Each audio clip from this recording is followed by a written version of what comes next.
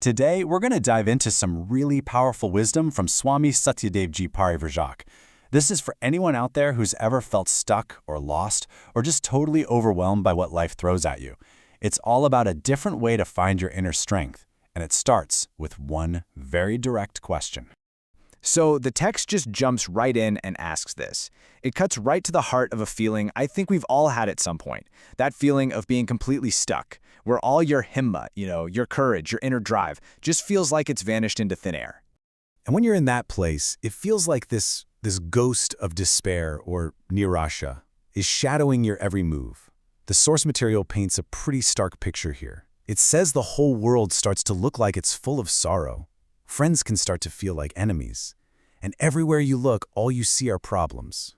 So this ghost doesn't just follow you, it totally changes how you see the world.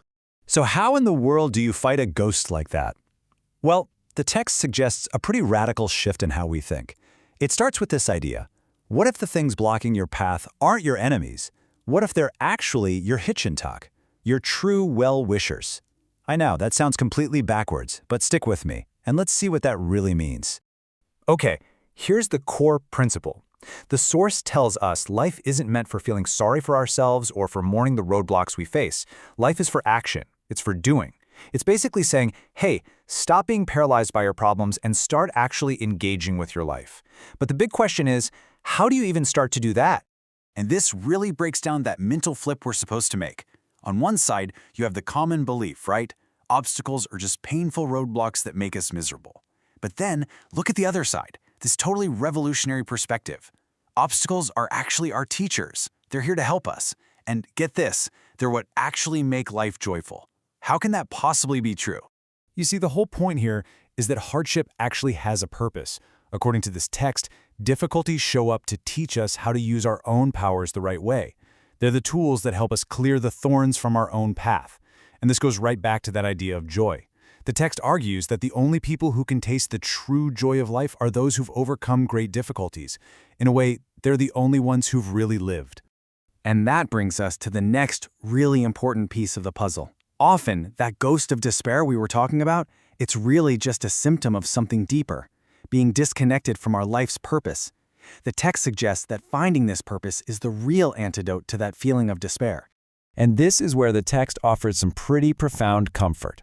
Think about it like a giant, complex machine. Every single part has a job to do. Well, in the same way, every single soul has been created for a reason. You have a purpose.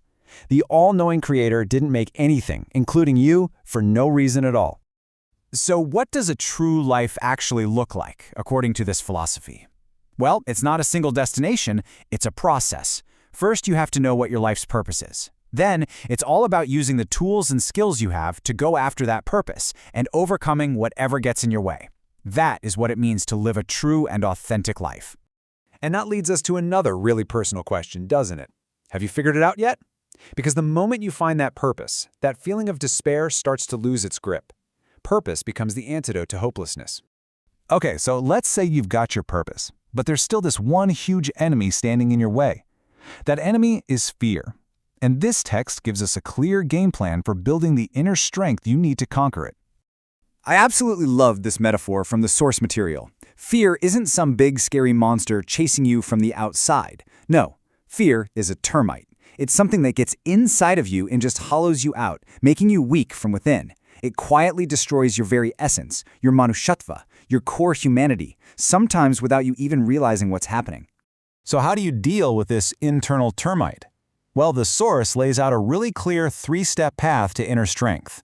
First up, you have to develop a firm, unshakable belief that your soul, your Atma, is all-powerful. Step 2 is to take that idea and really embrace it as a divine belief that guides everything you do. And finally, step 3, you use that belief as your weapon to conquer any difficulty that dares to stand in your way. All right, this is where it all comes together. We're getting to the climax of this whole idea, and it's backed up by a pretty famous story from history. It's the idea that with the right mindset, a mindset born from purpose and courage, absolutely nothing is impossible. The story goes that the famous general, Napoleon Bonaparte, was on a mission to conquer Italy. But there was just one problem. Standing between him and his goal was a massive and what everyone thought was an insurmountable obstacle, the treacherous Alps. His own military leaders, the experts, they took a look at the situation, and they came back with their professional opinion. They told him, straight up, the path is impossible. There was just no way to get an entire army across those mountains. For them, it was a dead end. And this right here, is that mindset we've been talking about, put into action. Napoleon's response has become legendary. He famously replied, "The word impossible is not in my dictionary." He just flat out refused to accept the limitation that everyone else saw as a hard fact.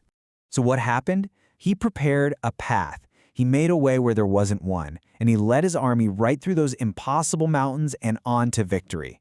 The text uses the story to show the stark difference. This is what the brave do. The cowards, it says, see a barrier like that and just run from the battlefield of life. And so we end with this. The source calls this a Maha mantra, a great mantra to carry with you. When you're facing something that seems impossible, when you can't see any way forward, this is the voice that's supposed to rise up from inside you. I will find a way or make one. Just imagine, what could you accomplish if you really, truly believed that?